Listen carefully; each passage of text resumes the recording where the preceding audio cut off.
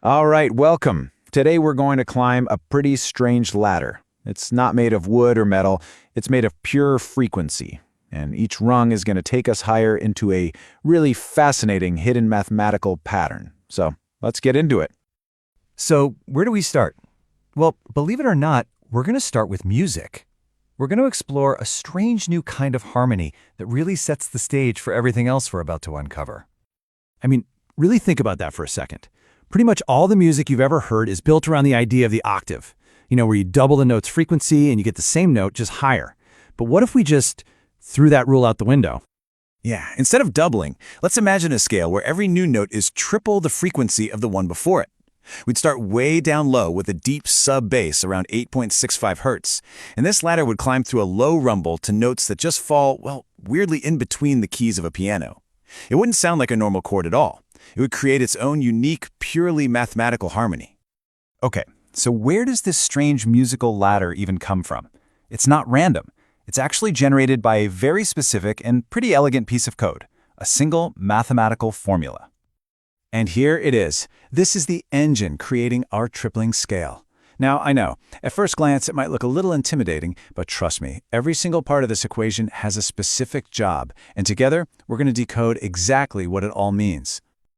All right, let's perform a little anatomy lesson on this formula. We're going to break it down into its three main parts, and you're about to see that it's actually much simpler than it looks. First up, let's look at this number right at the beginning, 8.65 hertz. What's its role in all this? This is our foundation. It's the very first rung on the ladder. It's a super low frequency, the kind you'd probably feel more than you'd actually hear. Every other frequency in this entire pattern is built right on top of this one starting point. Okay, next piece of the puzzle, this little 3 to the power of n.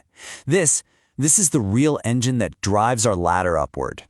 This is what makes it a tripling scale. For each step n, we take up that ladder, from 0 to 1 to 2 and so on. We multiply our frequency by 3. It creates this rapid geometric jump that takes us from that deep bass rumble to a high treble really fast. And finally, we have this curious little term sitting here in the parentheses. It looks kind of odd, doesn't it? But it contains a really fascinating clue. So this is a small but absolutely crucial tweak. You can think of it like a correction factor. And its presence here, specifically that pi symbol, that's a huge hint. It's telling us we aren't just talking about simple waves on a string. Nope. This tells us the system we're describing has a very specific shape or geometry to it. Okay, so we've got our starting point, we've got our rule for climbing, and we have our little geometric correction. So what happens when we put them all together and actually start climbing? The result? Well, the formula just spits out this precise ladder of 7 resonant frequencies. You can literally see that tripling effect in action as we climb from that deep 8.65 hertz all the way up to over 6,000 hertz. Each step is a clean, perfect multiple of the one before it. This is all really interesting stuff, but what does this pattern of numbers actually represent? What is it a blueprint for? The source material boils this whole idea down to a pretty simple description. It's a series of 7 frequencies, where each step is exactly 3 times the previous one, and they're all adjusted by a small geometric factor. This very specific structure, it's more than just a pattern. It's a clue. Which, of course, leads us to the most important question of all. Why should we care about this specific mathematical pattern? So what? What is it telling us?